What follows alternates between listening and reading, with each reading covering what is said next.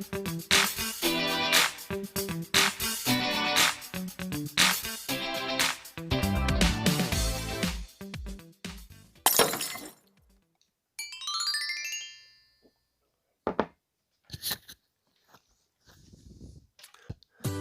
안녕하세요. 혼자 나는 파리바게트 사장 방식입니다. 반갑습니다.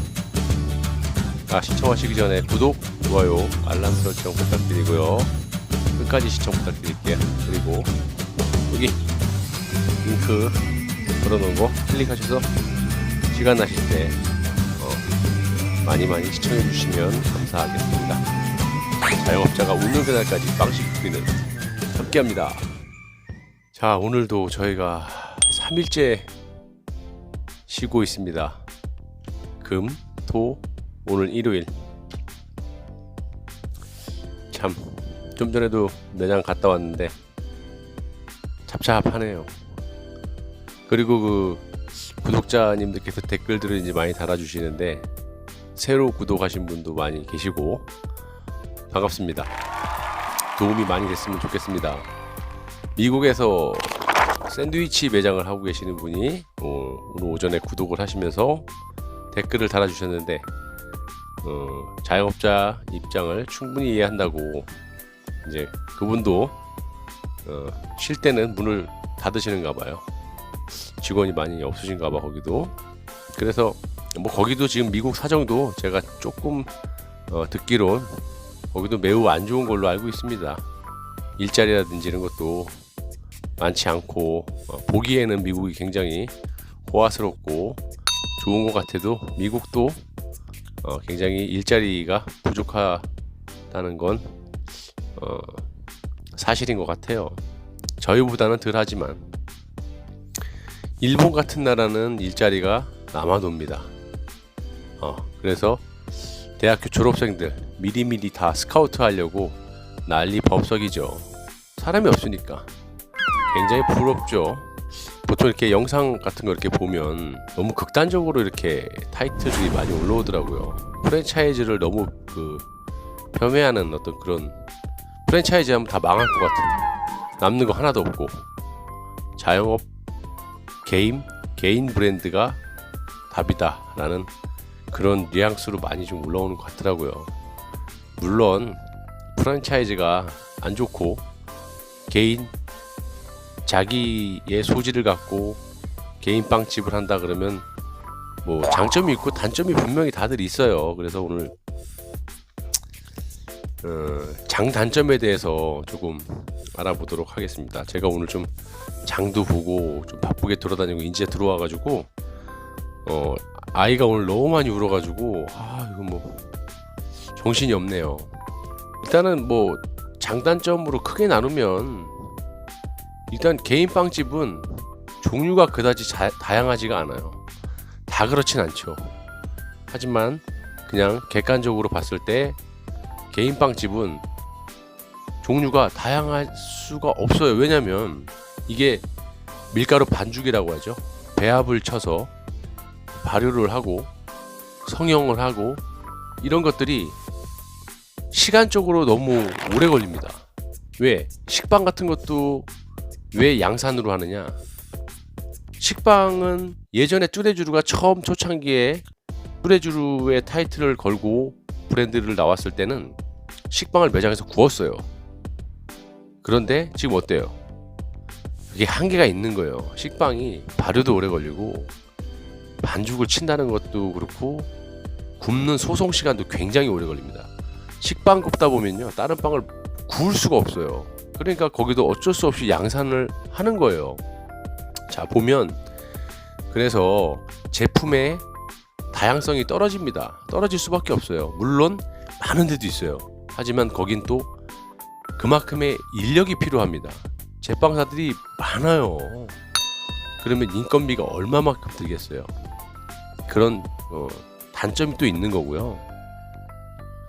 반대로 프랜차이즈 같은 경우는 반죽이 돼서 옵니다. 각 제품마다 특성을 살려서 연구소에서 연구를 해서 요거는 어떻게 반죽을 해서 어떻게 해동을 해서 어떤 공정 과정을 거쳐서 소송 시간은 몇 퍼센트 이렇게 해갖고 딱 매뉴얼이 있어서 교육이 딱 되기 때문에 일정 시간의 교육만 받게 되면 딱딱딱딱 하게 되면 그만큼의 다양한 빵들과 수량도 많이 만들 수 있는 그런 장점이 있는 거죠. 하지만 이제 반죽을 매장에 직접 쳐서 만드는 거하고는 좀 맛은 아무래도 좀 떨어질 수밖에 없죠. 그리고 인건비도 그래요. 혼자서 할 수 있는 매장 있을 수 있겠죠. 그런데 몇 개나 만들까요? 제가 솔직하게 말씀드릴게요. 못합니다. 그래서 그런 단점이 있는 거고, 장점은 일단 자영업자 같은 경우는 고마진이죠. 마진이 좋습니다. 왜 예전에 단팥빵 하나 팔면 단팥빵 2개 서비스 준다고 그만큼 마진이 좋아요. 그 대신 그 반면에 프랜차이즈는 마진이 별로 없죠. 박리담에 자 각종 제휴 카드들이 있어요. 그러다 보니까 수수료들이 다 빠지죠. 그러니까 일반 개인 빵집보다는 마진이 적을 수밖에 없어요. 하지만 그 마케팅이라는 게 있죠. 프랜차이즈는 광고 효과라든지 기존의 브랜드 파워라든지 이런 것들 때문에 손님들을 유입을 시킬 수 있는 힘이 있어요. 반면에 개인 빵집 같은 경우는 정말 그 유명세를 타려면 장기간의 시간도 필요하고 노력도 필요합니다. 그리고 이제 개인 빵집의 장점이라면 본사의 규제를 안 받고 제재를 안 받다 보니까 창의적으로 오늘은 요걸 반죽을 쳐서 요거를 전복을 시키면 어떤 빵이 나오겠구나라는 그런 제품의 다양화를 내 마음대로 개발을 할 수가 있어. 그렇죠? 가격도 내가 책정을 할 수 있고 원료도 내가 필요한 데서 내가 필요한 만큼 쓸 수 있어요. 하지만 파리바게뜨는 그렇지 못하죠. 뚜레쥬르나 프랜차이즈는 그런 또 장단점들이 있는 거고, 중요한 건 일단 처음에 초대 비용이 아무래도 덜 듭니다. 개인 빵집은 내가 돌아다니면서 정말 장비의 효율성 대비 뭐 저가로 사실 수 있는 거 그걸 내 마음대로 조정할 수 있기 때문에 초대 비용을 내 마음대로 정할 수 있다는 거. 그리고 일단 전반적으로 임대료가 좀 저렴합니다. 물론 되게 좋은 데다 하는 사람도 있겠지만 대부분 보면 저렴한 임대료와 평수가 좀 적거나 뭐 이런 데가 많겠죠. 그러니까 초대 비용이 적게 들어가죠.